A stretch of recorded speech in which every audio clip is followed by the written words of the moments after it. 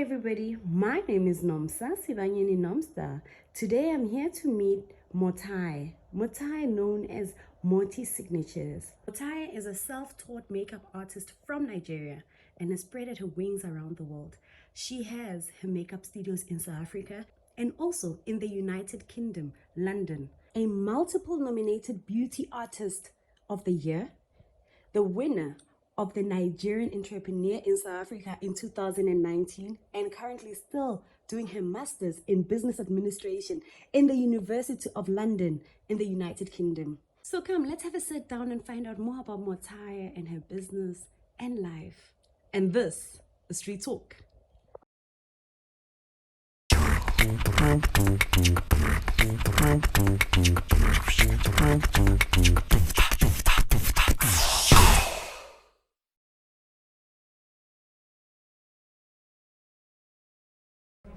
Hi everybody, my name is Nomsa Sibanyoni, and today I'm with Motee.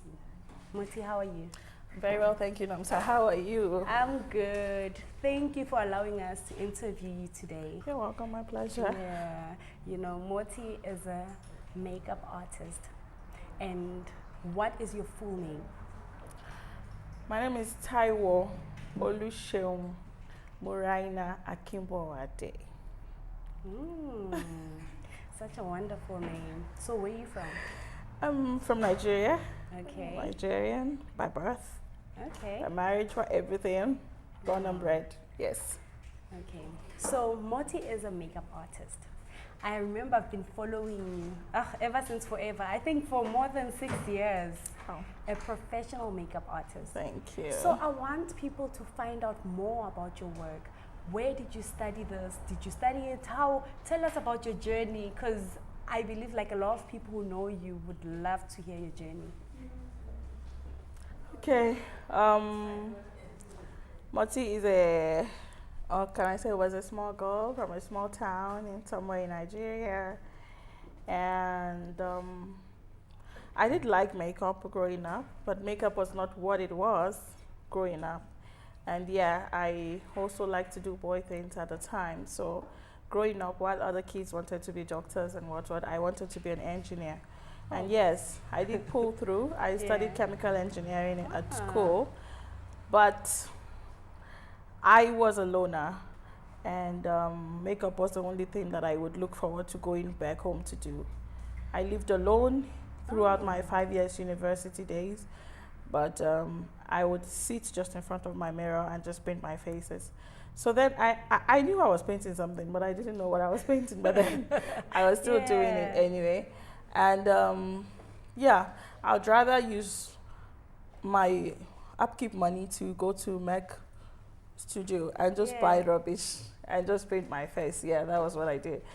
And for a girl that grew up in Nigeria, for everyone that actually grew up, studied in Nigeria, you know that you'll be one of the lucky ones if you actually went to school, studied, and then you found a job just immediately after that. It will definitely be one of the lucky ones. Or maybe you knew someone who knew someone. Yes. So with that, you just had to like tell yourself, once I'm done with school, there has to be something I'll learn until I got the job. So that was what I did actually. Wow. Because my mom had a shop, my dad had shops and everything, and if I wanted to follow in their footsteps, I could have. But I knew that, okay, there was this thing that I was just playing around with while I was at school. Let me just do this instead. Yeah. My mom was like tailoring. I'm like, no ways. And then, okay, how about not handcrafting, like the beads, the things, the clothes, the wool, whatever, weaving stuff. I was like, no, I wasn't going to do that. And then I just told myself I was just going to follow up with the makeup. So I did learn with someone then. Well, that's a long story because I didn't finish my class. But at the time, I just started doing it one after the other. I remember taking my first client then, and I didn't sleep for 48 hours because I was looking forward to to that booking and thinking, how is it going to be? What if they don't like me? And it was a wedding. Imagine starting your makeup career during a bride. So it was really crazy, but I pulled through. I did it. And from there, I just knew, no, I loved this, and this is what I wanted to do. And then I would go on Facebook, and I would do Facebook Lives. I had a Facebook page, then Makeup and Beauty Int. If you still search for it, I think you should still say. I used to drop int about makeup. I used to do live videos. Even though when I watch those videos now, they're so funny. But then that was actually my journey into the makeup industry. I learned then, but quite a bit for like 2 weeks. Every other thing I knew from that moment until 2019 were self-taught. Wow, self-taught. Yeah, but in 2019, I just thought to myself, okay, the business was growing because I moved to South Africa in 2015. Oh. December, Okay. And because my business was already doing well because I started makeup officially in Nigeria in 2014. And I had gotten a few clients. I was doing online classes. I was doing physical classes even at the time. Before I decided to move to South Africa because of marriage stuff. My newlywed, you can't just leave your husband in another country to be there. But deep down, I told him in 6 months, if this makeup thing is not working, I'm going back home. So then he would take I think he actually taught me how to do the Facebook ads and Instagram ads and everything. Because he would just put his card there and just use it to promote my business and everything. And I think I got my first client in February 2016, which was like less than 3 months. After I moved to South Africa. I got the first client in Pretoria North then. And from there, it just started moving and moving and moving. And by 2018, my house during the weekends could not contain my clients anymore. And I was just like, okay, it's time to spread the wings. And I got a studio there at Moreleta Park. And so that just to give my family privacy. And also just for the safety of it, because I was living in an estate that the securities now know that clients would come in every weekend. They would even be telling my clients, oh, you're going to unit so. You're going to look different by the time you're out. So they already knew that those people were coming to me. And I just thought, okay, if you can earn and that was what I told myself, if you can actually earn 3 times what you make from home, it means you can afford to have a studio. Like 3 times what the studio is going to take from you, then you're ready to actually get a studio. So I got a studio space in Moreleta Park at the time. But I'm this person that if you want to start teaching people, it's okay to say you're self-taught. It's okay to say you know this thing, you can actually do it. I remember this, my friend, then in 2019 when I said I wanted to learn more. With P. Louis, and she heard how much I wanted to go actually learn, go get the certification to be a makeup artist now. She looked at me and said, if I know what you know, I'm not going to go learn more. You understand? And that was normal because even for me, that was a lot of money. It was a 6-month course, and they wouldn't even take the money once. They want it as a debit order every month. Oh, and that's it was painful. so annoying, you know. And she looked at me, she was like, hi, Motee, if I know what you know, there was no need. But I knew that I wanted to spread my wings. I wanted to start training students as well. And I don't want to train a student and you ask me, why do we do what we do? And I'm looking at you like, because we just do it. No, I want to actually have the knowledge of why we do things, why they are the way they are. Yes, I know how to do them, but why do we do them? Also, there are skills I didn't know, because I'm still someone who believes there's no one that's a know-it-all. You can never know it all. So you always just keep learning as you go, especially in this business, because what makeup was even 3 years ago is not what it is now. And I believe what makeup is now is not what it's going to be in 2 years. So except you're proactive while you're doing it, you will never get anywhere. So I did a 6-month diploma course with the P. Louis Makeup Academy in the UK. Okay. With what? The P. Louis Makeup Academy. They're in Manchester, UK, and I did it. And I got my certification, and I remember when I finished the class, she told me every year I am coming for upgrade. Because she's like, whatever you learned there, it's fire. Because the game just changed and everything just changed. And I remember in 2019, I looked at my page and I was like, what is going on? That was when the page started growing and business started even moving. You know, for someone that was like, I was getting clients then. And now you're like, now you're getting the recognition, not even the client alone now. It was the recognition that was coming with it. So yeah, that's just the point of just keep learning while you're going. Yeah. You don't stop learning. It's a long story. I love that you're not saying to us that now you are done. No, you're saying keep on learning, and you're saying to even those people who have businesses, they must always sharpen up their skill. Every year, sharpen it up. But there's something I want to ask you, né? There is makeup artists and there is Motee. Motee, you are doing serious like face beats. What is the difference? Because I feel like I've had a friend who's gone for makeup to learn to do her makeup art, and the work that she does, it's not face beat. What is the difference? Because there is a big difference. I think first thing first, face beat is a word that came from the Nigerian kind of beat. And honestly, I always say, yes, I'm Nigerian, but I didn't do all of my learning in Nigeria. Yeah. So I feel like anyone is capable, is literally capable of face beating anyone. Like when you see the people that have learned from me, the people that work with me, sometimes you can't even differentiate my work from theirs. Yes. And none of them are Nigerian. I'm the only Nigerian.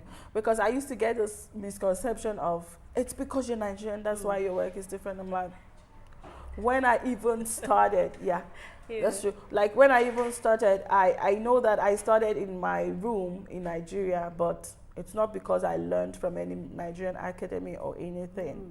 I feel like to face beat or whatever it is, it's putting your heart into it. It's easy for anyone to sit and say they want to put their foundation and they want to put their concealer on top. I've been watching YouTube, I've been doing this. What makes you different from the other person that can actually do it in front of their mirror at the house? It's what separates you from what they're doing that actually matters. You can apply it, but are you using the right technique for it? I feel like it's that long-lasting effect, and the fact that we put our heart, our soul, our mind. We're not thinking, okay, if I'm not doing this, I'll get money somewhere else. Yeah. This is me. This is my baby. This is my life. This is what I do. This is my reputation. I want everyone to go out and just get. And it's because it's more like I just want to get better. I want the next clients that I do to look better than the last clients that I do. Yes. So once I think like that, I feel like everyone thinks I'm a perfectionist. Even my students think I'm a perfectionist. I'm looking at you, you cannot see the line. I'm like, there's a line there, blend it. You're not putting enough. I remember when her would tell me that it's still not enough, but I'm like, it's not enough. Yeah. Because you can't work stingy. There's a thin line between not enough and too much, and you have to be able to cross that line as well. A lot of people do makeup as if a client is doing their own makeup in the room. What separates you from someone who can do their own makeup? What is the skill? What effort are you putting into it? Yeah. So when people ask me what's the difference between the makeup and face beat, I'm like, the difference is the effort that you put into actually beating that face. It's into being the difference between what I can do myself and what you can do. Wow. Simple. Face beat. So there's no word for this type of makeup? It's we normally used to call it a 3D makeup. Okay. That's what we used to call it. And it's the boundary between a simple thing and you actually like going the extra mile to do this particular one. I'm going to ask you something a little bit personal, but not too deep. You being a makeup artist from Nigeria in South Africa, what challenges have you gone through? Because now you are doing well, and obviously, especially in makeup industry that has been so slim. Like the makeup industry, not everybody understands it. Yeah. But I can imagine you growing from Nigeria, coming to South Africa, and actually becoming one of the best South African makeup artists. What were your challenges? Honestly, if I'm not gonna lie, I'm not going to be the one to say, okay, I've faced a lot of xenophobia or what. No, I'm not gonna lie. Yes. I've been blessed to actually have clients that have stayed with me over the years, despite knowing where I'm from or anything. And I think one slogan that I tell myself is, I will make the unbelievers believe, no matter what. You don't have to like me, but you believe in my craft and you pay me for it. Because that is me believing in myself. See, in my life, people book me without actually knowing where I'm from. Which means it is not where I'm from that pushed them to me. It is my craft that has pulled them to me. And I feel like God has blessed me enough in this business to not be able to notice if a client actually stopped coming to me because of where I'm from. Because while you stopped, I didn't even notice that you stopped because other people are there coming. So we literally get new faces at the studio almost every week. So I don't know who stopped coming to me because they think I'm Nigerian or anything. Because no, it didn't stop clients from actually coming to my studio. And I also don't discriminate. And the good part is, I don't even know how to speak the language. So even if you end up coming in with a friend and you end up talking about me, as long as I do the nice job, you end up going, wow, your job is what? Thank you so much. You understand? So we end up laughing together at the end of the day. I feel like the only thing that I've noticed is the industry. With the clients, 100%. I feel the love, I feel the support, I feel everything. I feel like it's mostly within the industry itself that you can feel Tension. Yeah, the tension. Like no matter how much people think you're good, no matter how many people know you or anything, when they're having the beauty awards and everything, everyone knows this needs to go to Motee. Everyone knows Motee needs to be nominated for this. But you rather see one upcoming makeup artist that just started yesterday because she's a South African and anything. That's what they will go to. And because once you go to my page, you see my name, you see the Nigerian flag, you already know, no, this one is just South African, but she's Nigerian. She doesn't deserve to be nominated. She doesn't deserve to be awarded. She doesn't deserve to be invited to this occasion. She doesn't deserve this and that, which wouldn't be the case if I was in my country. But then, aside that, that's not what's paying me. So I could really not care about that, but I'm just overwhelmingly grateful. I've seen for the awards. platform. I've actually seen awards. Which awards have you been nominated for? Just share that journey of awards that you've been awarded on. So this one was even surprising. In 2018, I was just called up and I was nominated for the youngest Nigerian entrepreneur in South Africa. I didn't win at the time, and then the following year I was nominated for the same award and I won it. So 2019 I was the youngest Nigerian entrepreneur, female entrepreneur in South Africa. I've been nominated for quite a few beauty awards as well in South Africa. That obviously, for obvious reasons of not being South African, I didn't win it. We are going to. We are currently nominated. For a South African award now. Wow. The best beauty influencing brand in South Africa. Under the Emerge Awards Africa. I think the voting line is closing today, so you must go vote. But anyway. Yeah, we're gonna vote. Yes. So we're nominated for that, and hopefully this time we'll bring it home. You know, I'm sure you'll get there, because The thing is, it's about your work. It's got nothing to do with where you me. from. Yeah.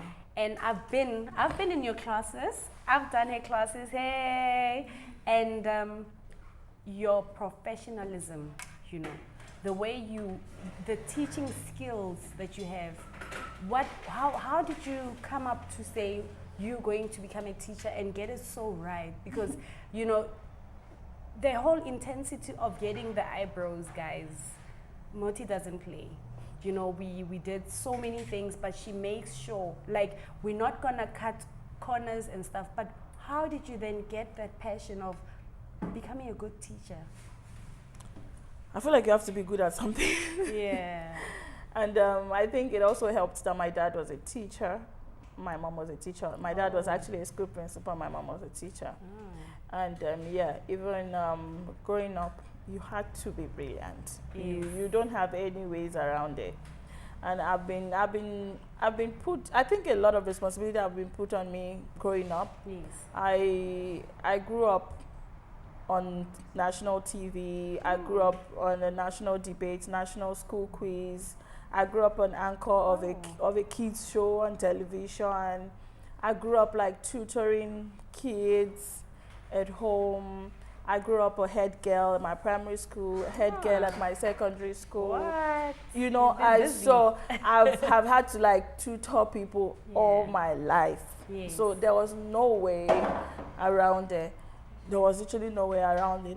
I'm actually a twin, and my twin sister was the calm one, but when my mom was trying to shout at her and everything because of homework, she wasn't getting it. I'll be the one to pull her aside and end up explaining to her, and she would understand and she would get it right. And my mom would be like, you better be a teacher. I don't have this type of patience, you understand? Yeah. So I feel like it's something that I've done all my life, and it just comes to me just naturally to teach, yeah. So now, I want people to know about your classes, because I know you have master classes, so what type of classes do you run? Okay, so we do have different types of classes. I do the one-on-one classes, which I don't do much because it's exhausting. Okay. It's exhausting. Like it's a one-on-one class, and that's why it's more expensive though. So it's either you take a 1 day, a 2 days, or 4 days, or the maximum, which is 8 days. What is expensive? No, it's way more than when it's a group. Yeah. Okay. When it's a group, I feel like, okay, even though I go from one person to the other, from one person to the other, I still have 1 day to 5-10 people, unlike having 1 day to just one person or two people. So that's why I feel like the attention is more on one person. Okay. And when you have 5 people, 10 people, this person, once they get it, they can also help their friend get it, which is easier than when you're not getting it. It's me and you, we are sleeping there today. We have to get it by fire, by force until you get it. Yes. So that's the difference in the pricing. So we also have the group class, which you obviously know about. It's between a group of 5 to 10 people. That comes with a makeup kit, and it comes in 5 or 8 days, depending on the extension. That's like either for 12,000 for the 5 days, or for 14,500 for the 8 days. And and we also have the 1 day master classes, which is mainly for people that have been doing makeup before, but you need 1, 2, 3, 4 skills to just add to it. And that I only do on request. I don't really do it much. I probably do it once a year. Okay. Just out of request for whatever. Yes. But this year, hopefully, we'll probably be doing online classes. Oh. And we'll probably be traveling outside of South Africa for classes as well. Your classes? Where? Not sure, but I've been having lots of demands from Botswana. Oh, okay. Girl. And okay. I've been like, if you guys can get yourselves together, if I get at least 20, I'm coming. And you have Zimbabweans. I have Zimbabweans, a lot of Zimbabweans. What? They're like that. So maybe Zimbabwe, but it's hot there, and their roads are bad. So we'll take you to a better place in Zimbabwe. You must have more classes there. So maybe not. But yeah, that's that's the plan, and definitely also in the UK. In the UK. Girl, you're moving. It's so fascinating to meet you, because I've known you for a long time online, né? And it's quite interesting meeting now the person behind all the videos I've been trying to do my makeup from. So it's such a wonderful interview. But now, what would you say to that young girl who's sitting at home and she wants to start doing makeup, or she's halfway and she's confused, she's thinking it's confusing her, she wants to stop, she doesn't know. So what advice would you advise a young girl who has the passion on makeup? Okay, that's the word. I wanted to hear the word passion. Passion. When you said I should advise, because you can advise anyone, but if you don't love it, you're just wasting your time. You have to have a passion for it. And I always say one thing, see, if you have passion for something, then the money comes after. It doesn't come with it. It's a lie. If anyone tells you it's going to come hand in hand with it, once you have passion for it, the money is coming. No. The money will come after lots and lots of labor of love. Because yes, you will labor in vain, you will labor with love, you will labor everything before you start reaping the fruit of everything. So if you have passion for it, it does not matter who's clapping for you. It does not matter who isn't clapping. One thing about me is you either clap or you're not clapping, I am moving. And one thing I always tell myself is move. Move up, move away, move. Just move. Just make sure you're moving. Don't be static. Even if you have to take baby steps, take it. It ends up getting faster. And if it does not matter if your family or your friends are not supporting you. You see, the support really comes from people who don't know you. That's where the most support comes from. I can mention, I can even count how many of my families repost my videos, repost my pictures, market me. I think the only cheerleader I have is my husband. Every other person, nobody cares. Nobody cares where. It's only when they need you. That's when everyone cares to even call you. Nobody cares what you do to survive. Just do it. So I feel like as long as you love what you're doing, just keep doing it. The money, the whatever you need will come after it. And if someone hates that you're in their faces, keep being in their faces. They have to block you by force if they don't like it. And that's what I mean by unbelievers will be believers. Because if I post a picture today, you don't like it, you're like, the eyebrows are not even perfect. I'll keep posting. I'll keep posting my job. I'll keep posting what I'm doing. It's you yourself that will start telling, oh, she's actually getting better, hey? The job is actually nice today, hey? The brows are actually nice today, hey? I love the eyes. You start finding something you love until you finally don't have anything to criticize again. That is how it comes. And I always say as well, even there are people that follow you, they're not even critics. They're just there to say, one day when I need makeup, I'm going to use this person. But you have given up on yourself. You're no more posting. The algorithm doesn't even bring you to them anymore. Then they needed makeup one day, they forgot about you, they booked someone else. And that's what I say. See, you can keep posting from now until 1 month before you get one single client. But don't think people are not watching. People are watching, they just don't have the occasion yet. But once you make them forget about you, they won't even remember that they told themselves, once it's my birthday, I'm going to book this person. So you don't have to wait until you get a client. That's why God has given you your face. That's why you probably have a mother, a sister somewhere. Keep painting their faces and keep posting. Keep being in people's faces. Whoever doesn't like it should block you or unfollow you. Keep doing what you do. You'll be fine. What a mouthful. Like, that's amazing. Whatever you've said, I know. Even me, I'm learning now with everything that I'm doing in this life that you need to be consistent. Definitely. Don't stop pushing. And now we're about to close. So pages that people can follow you on, and those who are looking for new classes that are coming up? We recently just finished a class, so the new dates are not out yet, but I'm opening in September we'll definitely have a class in September, and one-on-one classes around the same time as well. Master class, I don't think we're having anyone this year anymore, and maybe online classes are going to resume, hopefully. And Instagram page is Motee Signatures, Motee Signatures. Facebook page is Motaiye's World, Motaaye apostrophe S World. And we have a product page, Motee Beauty. We have a UK page, Motee Signatures UK. And yeah, that's basically it.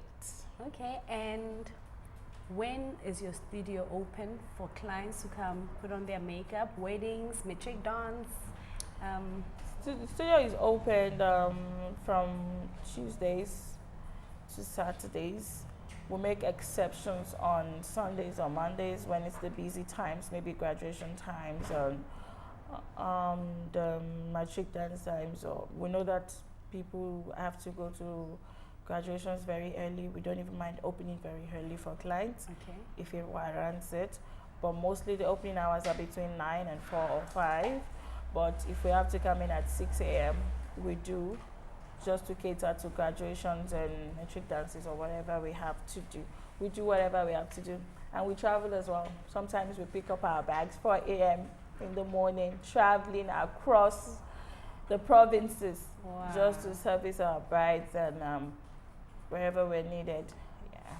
So they're gonna have to find you on a YouTube page, or is there a phone number? There's a phone number, You can either find us on Instagram, which I've already mentioned, Motee Signatures, or the phone number 060-797-1186 or 062-432-4074. Okay, Motee. Thank you so much. Thank you, Nomsa. I know you're traveling again. We're gonna see you so soon. I'll see you guys soon. Yes, Thank you. Thank you so much. And this is Street Talk.